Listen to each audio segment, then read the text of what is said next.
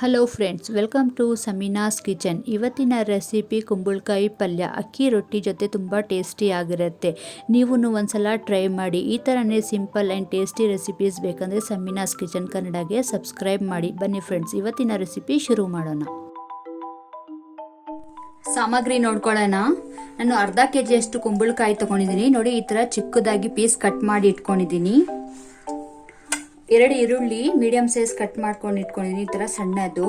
ಸಾಸಿವೆ ತಗೊಂಡಿದ್ದೀನಿ 1/4 tea spoon ಅಷ್ಟು. ಕರ್ಬೇವಿನ ಸೊಪ್ಪು ತಗೊಂಡಿದ್ದೀನಿ ಒಂದ್ ಸ್ವಲ್ಪ. 2 ಇಂದ 3 ಒಣಗಿರೋದು ಮೆಣಸಿನಕಾಯಿ ತಗೊಂಡಿದ್ದೀನಿ. ಒಂದ್ ಸ್ವಲ್ಪ ಕೊತ್ತಂಬರಿ ಸೊಪ್ಪು ತಗೊಂಡಿದ್ದೀನಿ. ಅರಿಶಿನ ತಗೊಂಡಿದ್ದೀನಿ 1/4 ಟೀ ಸ್ಪೂನ್ ಅಷ್ಟು. ರುಚಿಗೆ ತಕ್ಕಷ್ಟು ಉಪ್ಪು ತಗೊಂಡಿದ್ದೀನಿ. ಇವಾಗ ಇದು ಎಲ್ಲ ಗ್ರೈಂಡ್ ಮಾಡ್ಕೊಳ್ಳೋಕ್ಕೆ ಒಂದ್ ಸ್ವಲ್ಪ ಕಾಯಿಚೂರು ತಗೊಂಡಿದ್ದೀನಿ.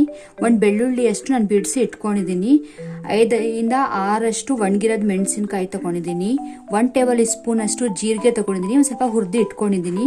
ಮೆಂತೆ ತಗೊಂಡಿದ್ದೀನಿ. ಒಂದು 4-5 ಅಷ್ಟು ಕಾಳು ಹುರಿದು ಇಟ್ಕೊಂಡಿದ್ದೀನಿ. ಹುರಿದು ಹಾಕಿದ್ರೆ ಟೇಸ್ಟ್ ಚೆನ್ನಾಗಿರತ್ತೆ ಅಂತ ಜೀರಿಗೆನು ಮೆಂತೆ ಎರಡೂ ಹುರಿದು ಇಟ್ಕೊಂಡಿದ್ದೀನಿ. ಇವಾಗ ಇದೆಲ್ಲ ಗ್ರೈಂಡ್ ಮಾಡ್ಕೊಳ್ಳೋಕ್ಕೆ ಕಾಯಿಚೂರು ಹಾಕೋತಾ ಇದ್ದೀನಿ ನಾನು ಜಾರ್ನಲ್ಲಿ. ಅದರಲ್ಲೇ ಬೆಳ್ಳುಳ್ಳಿ, ಜೀರಿಗೆ, ಒಣಗಿರೋದು ಮೆಣಸಿನಕಾಯಿ, ಮೆಂತೆ ಇದೆಲ್ಲ ಗ್ರೈಂಡ್ ಮಾಡ್ಕೊಳ್ಳೋಣ.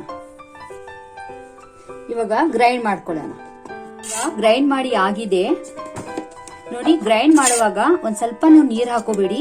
ಆಮೇಲೆ ತುಂಬಾ ಸಣ್ಣ ಗ್ರೈಂಡ್ ಮಾಡ್ಕೋಬೇಡಿ. ಈ ತರ ದಪ್ಪ ಇರಬೇಕು ಅಷ್ಟು ಗ್ರೈಂಡ್ ಮಾಡ್ಕೊಳ್ಳಿ. ಕಡಾಯಿ ಇಟ್ಕೊಂಡಿದ್ದೀನಿ, ಸ್ಟವ್ ಆನ್ ಮಾಡ್ಕೊಂಡಿದ್ದೀನಿ. ಅದರಲ್ಲಿ ನಾನು 2 ಟೇಬಲ್ ಸ್ಪೂನ್ ಅಷ್ಟು ಎಣ್ಣೆ ಹಾಕೋತಾ ಇದ್ದೀನಿ.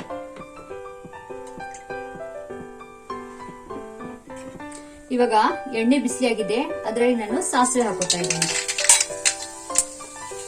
ಅದರಲ್ಲೇ ಕರ್ಬೇವಿನ ಸೊಪ್ಪು ಹಾಕೋತಾ ಇದ್ದೀನಿ. ಇವಾಗ ನಾನು ಈರುಳ್ಳಿ ಹಾಕೋತಾ ಇದ್ದೀನಿ.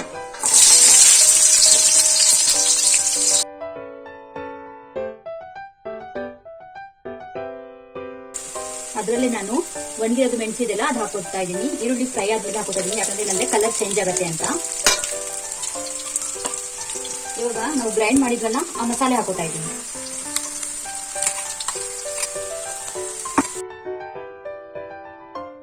ಅದರಲ್ಲೇ ನಾನು ಸ್ವಲ್ಪ ಅರಿಶಿನ ಹಾಕೋತಾ ಇದ್ದೀನಿ.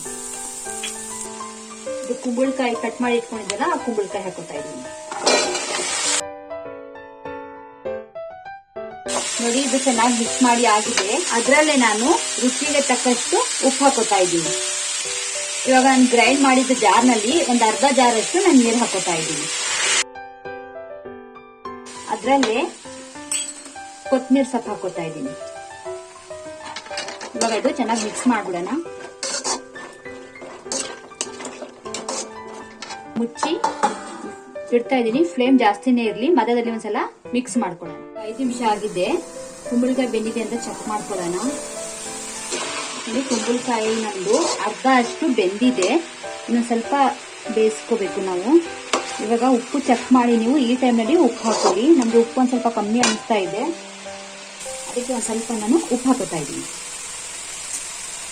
ಚೆನ್ನಾಗಿದು ಮಿಕ್ಸ್ ಮಾಡಿ ಇವಾಗ ಕಮ್ಮಿ ಫ್ಲೇಮ್ನಲ್ಲಿ 1-2 ನಿಮಿಷ ಮುಚ್ಚಿ ಇಡೋಣ. ಕುಂಬಳಕಾಯಿ ಪೂರ್ತಿ ಬೆಂದಿದೆಯಾ ಅಂತ ಚೆಕ್ ಮಾಡಿ ನೋಡ್ಕೊಳ್ಳೋಣ. ಕುಂಬಳಕಾಯಿ ಎಲ್ಲ ಚೆನ್ನಾಗಿ ಬೆಂದಿದೆ. ಉಪ್ಪು ಖಾರ ಎಲ್ಲ ಚೆನ್ನಾಗಿ ಕರೆಕ್ಟ್ ಆಗಿದೆ. ಇವಾಗ ಇದು ರೆಡಿ ಆಗಿದೆ, ಸರ್ವ್ ಮಾಡ್ಕೊಳ್ಳೋಣ.